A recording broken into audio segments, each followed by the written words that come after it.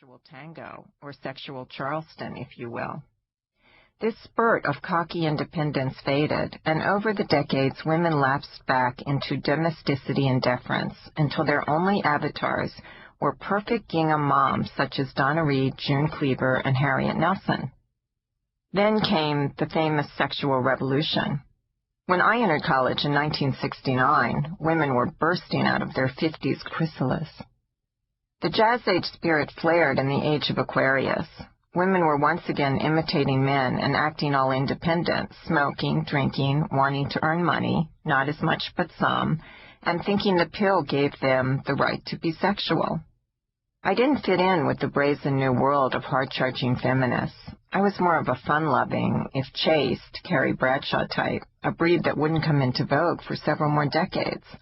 I hated the dirty unisex jeans and no makeup look and drugs that zoned you out, and I couldn't understand the appeal of dances that didn't involve touching your partner. In the universe of Eros, I longed for style and wit. I loved the Art Deco glamour of 30s movies.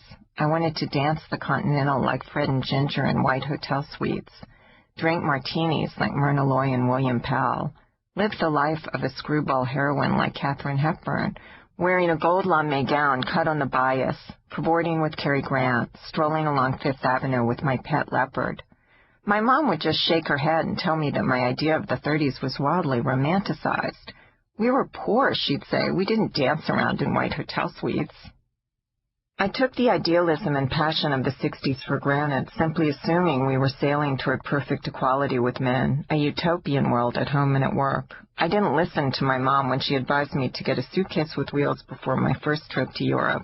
I didn't listen to her before my first cocktail party when she told me that men prefer homemade dinner rolls stuffed with turkey and ham to expensive catered goose pate and exotic cheese wheels. Simplicity pays, she said smugly when all the guys swarmed around her sandwiches. And I didn't listen to her when she cautioned me about the chimera of equality. On my 31st birthday, she sent me a bank book with a modest nest egg she had saved for me.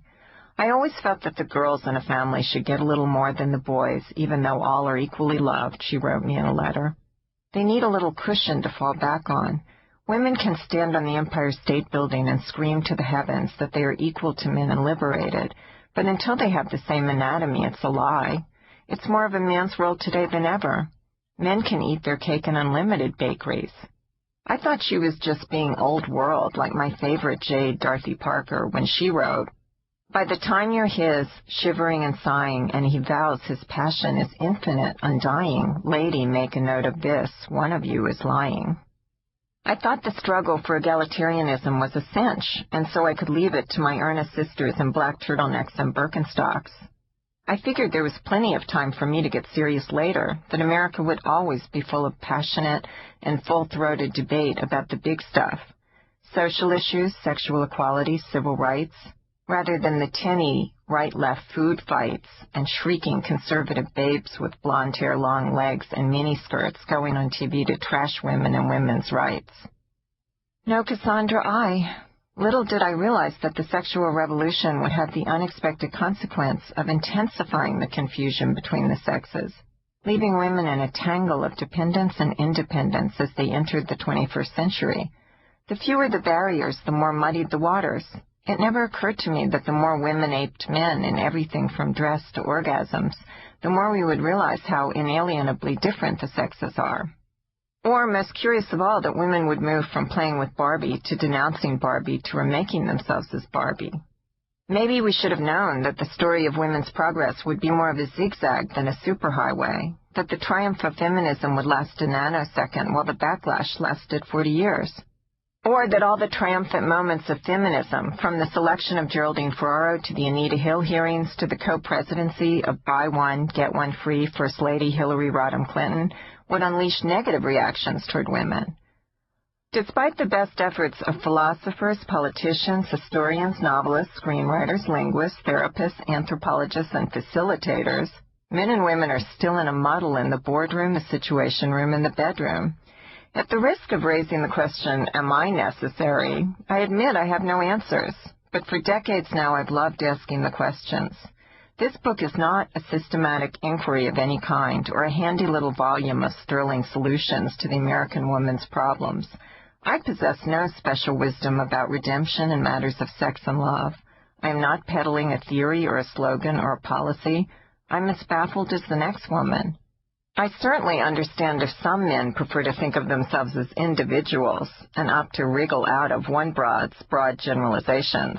This book offers only the diligent notes, on the job and off, of a fascinated observer of our gender perplexities. And what a spectacle gender in America is. The entanglements between men and women come in three forms: tragedies, comedies, and tragicomedies. Outrage regularly alternates with silliness. Illusions are often more interesting than realities. Causes and desires are regularly mixed up. Will there ever be peace? I doubt it, but there should always be laughter. My mom, a soft touch who loved men, suggested that I change my title to Why Men Are Necessary. They're good for breeding and lifting, she told me slyly.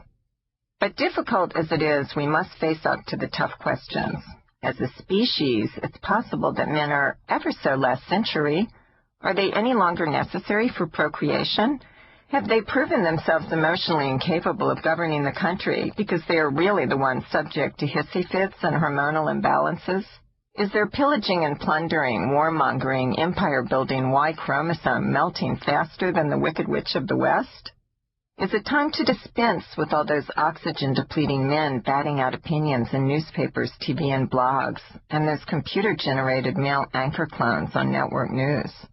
And what about women? Are we regressing or advancing along the winding scenic route in ways we hadn't predicted?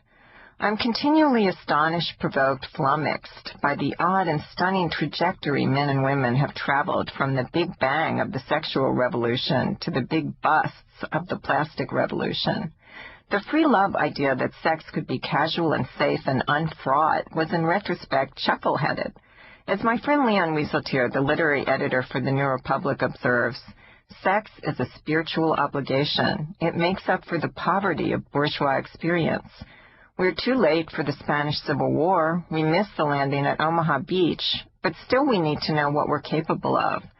So it is in the realm of private life that we have to risk ourselves, to disclose ourselves, to vindicate ourselves. And the more private, the more illuminating. Our theater of self-discovery is smaller, and in this lucky but shrunken theater, the bedroom looms very large. It is the front line, the foxhole. The bedroom is where people who live otherwise safe lives can learn how cowardly or courageous they are, what their deepest and most dangerous desires are, whether they can follow the unreason within them to what it too can teach. Tolstoy said that modern tragedy should be set in the bedroom. If Gloria Steinem had had a crystal ball and flashed forward to a 2005 filled with catfights and women scheming to trap men, snag the coveted honorific misses, and get cosmetic procedures to look like Playmate bombshells, and dress, as Dave Chappelle says, like whores, would the sister have even bothered to lead that bonfire of the bras? I think not. Whether or not American feminism will be defeated by American conservatism, it is incontrovertibly true that American feminism was trumped by American narcissism. This is a season when the female beau ideal is not Gloria Steinem, a serious bunny, but Jessica Simpson, a simple bunny. And when Hollywood's remake of The Stepford Wives stumbled because it was no longer satire but documentary. I had to live through disco, pointy polyester shirt collars, greed is good, me decade, yuppie consumerism, and cigar bars, coming full circle from platform shoes and Diane von Furstenberg wrap dresses to platform shoes and Diane von Furstenberg wrap dresses before I was hit with a pang of nostalgia for the opportunity I'd missed in college. We would never again be so consumed with changing the world. The more time passed, the more Americans simply focused on changing themselves. We've become a nation of Frankensteins, and our monster is us. Americans work so hard at altering their facades, we no longer have natural selection. We have unnatural selection. Emma Woodhouse learned the hard way about the dangers of makeovers. She tried to turn her simple friend Harriet Smith into a girl with airs and aspirations. Too late, Jane Austen's heroine realized that she had altered Harriet for the worse, from humble to vain. Literature is rife with cautionary tales about experiments in identity, from Dorian Gray to Jay Gatsby to Tom Ripley, whose murderous motto is, "Better